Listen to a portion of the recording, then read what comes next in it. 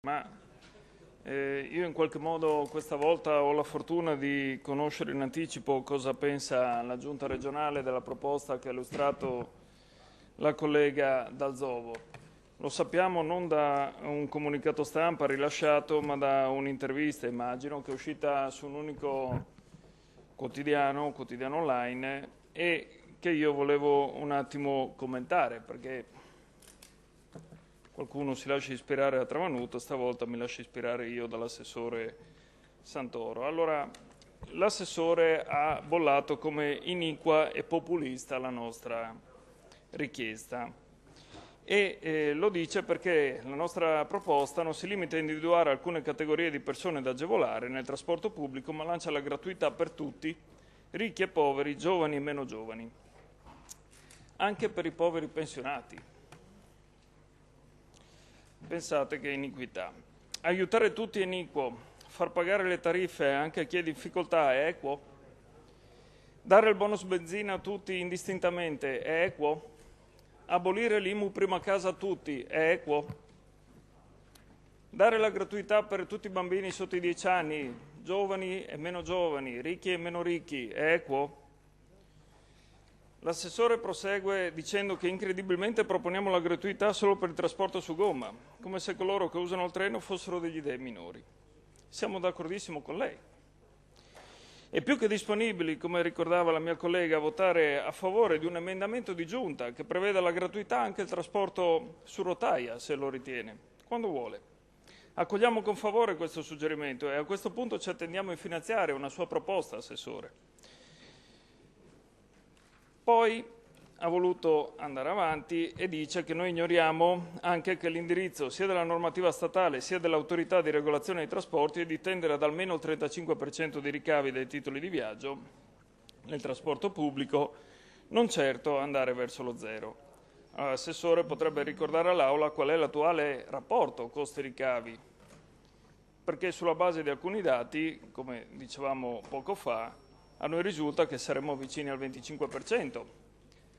E se siamo vicini al 25% significa che quelle della normativa statale, come l'ha citata lei, o dell'autorità di regolazione dei trasporti sono tendenze di cui evidentemente si può anche fare a meno di tenere in considerazione se siamo sotto, perché se no dovremmo aumentare le tariffe invece che abbassarle. E comunque quel rapporto è destinato anche a scendere, perché se nell'ultima delibera di giunta avete abbassato il prezzo della tariffa oraria per il trasporto pubblico qui a Trieste da 1,35 a 1,25, probabilmente avremo ancora meno ricavi nel corso del 2017. Ma magari aumentano le persone che accedono al servizio, questo ovviamente è l'auspicio. L'assessore ci ha accusati anche di stanziare solo 5 milioni di euro per il 2017, che non sarebbero sufficienti nemmeno per tutti gli studenti della Regione. Io non so, noi abbiamo fatto i calcoli, come ricordavamo prima, tenendo in considerazione che se la norma va in vigore dal 1 settembre 2017, dobbiamo tenere conto solo degli ultimi 4 mesi. Va bene, ma noi ci teniamo a quelli.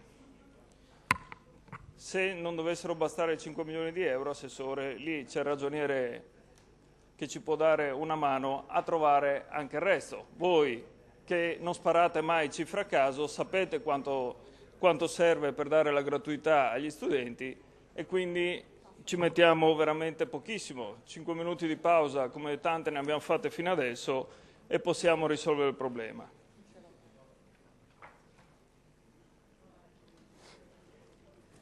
Poi ci ha anche aggiunto che noi prevediamo l'utilizzo del ribasso d'asta a esito della recente gara per l'affidamento dei servizi TPL, eliminando con ciò qualsiasi possibilità di futuro miglioramento quantitativo dei servizi TPL e incremento dei servizi richiesto a gran voce del territorio. E questo ovviamente lo sappiamo tutti quanti, però probabilmente con questa frase, non so se se ne rendeva conto, ma sta ammettendo che nel bando di gara non abbiamo tenuto in considerazione tutte le richieste del territorio. Se dobbiamo aggiungere altre e quindi se saranno necessarie ulteriori risorse per soddisfare queste esigenze. Ma la gratuità, come ben sa e come avrà capito leggendo il nostro emendamento, non va certo a scapito dell'efficienza del servizio, anzi, viene incontro a un problema reale, quel problema reale sollevato proprio quasi in contemporanea alla nostra proposta da 8.000 studenti populisti e demagoghi che addirittura si lamentano di pagare 700 euro l'anno per il trasporto pubblico. Questi sono della provincia di Pordenone, ma ovviamente non è che in provincia di Udine le cifre siano tanto diverse. Allora, per concludere, l'assessore ha affermato che il populismo è un costume che possono indossare solo quelli del Movimento 5 Stelle, ma che non appartiene a questa amministrazione. Io aggiungo, e meno male. Le faccio un esempio per tutti. Quando, cos'era? 3 anni fa, abbiamo fatto la proposta di introdurre una misura di sostegno al reddito in questa regione. Questi sono gli articoli di giornali che voi scrivevate 3 anni fa. La Presidente bocciava la nostra legge sul reddito minimo garantito, così l'avevamo chiamata, dicendo che è un'operazione propagandistica e che le risorse non ci sono. A noi avete sempre detto che per la nostra proposta sarebbero serviti 50 milioni di euro, voi ne avete stanziati 48 l'anno scorso, trovandoli, senza dire nulla a nessuno di dove li avete trovati, perché sapete benissimo che quando si vuole i soldi si trovano con una delibera di giunta o con uno spostamento tabellare nel bilancio.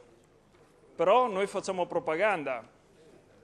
2 anni dopo, stranamente, quella misura, come ho detto, è stata approvata da quest'Aula ed è stata portata avanti da questa Giunta con un solo problema: ci sono famiglie che da 8 mesi non ricevono neanche un euro, ma su questo torneremo ovviamente più tardi.